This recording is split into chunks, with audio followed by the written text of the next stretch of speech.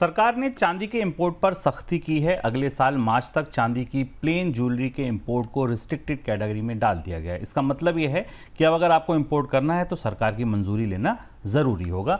मुक्त व्यापार समझौतों में इंपोर्ट पर छूट का गलत इस्तेमाल हो रहा है, इसको सरकार को इसकी आशंका थी और इसी को ध्यान में रखते हुए सरकार ने चांदी के इंपोर्ट पर सख्ती की है। सर, क्या परेशानी है सरकार की यहाँ पर?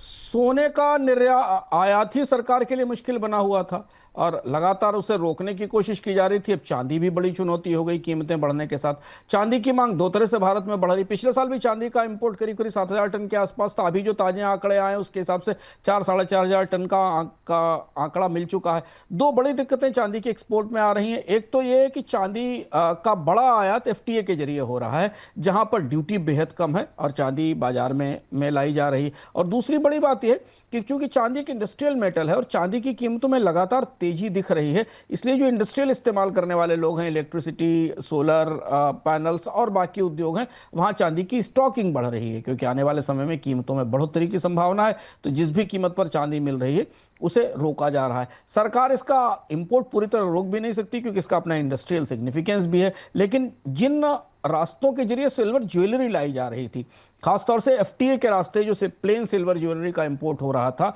अप्रैल से जून के दौरान इसका जो आंकड़ा आया उसने सरकार को चौंकाया है और उसके बाद उसे रोकने की, उसे सीमित करने की कोशिश की गई है। पर सोने में तेजी है और उसके साथ चांदी में भी तेजी है। एक और महत्वपूर्ण घटनाक्रम जो पिछले दिनों में दिखाई दिया था वो ये था कि ईटीएफ में भी निवेश बढ़ रहा है। चांदी के ईटीएफ भी बहुत अच्छा परफॉर्म कर रहे हैं। तो कुल मिलाकर दोनों महत्वपूर्ण मेटल्स की, दोनों प्रेशियस मेटल्स की मांग भारतीय बाजार में बनी हुई है। सरकार एक सीमा से अधिक इंपोर्ट नहीं रोक सकती, नहीं, कीमतें और ज्यादा बढ़ने की संभावना है।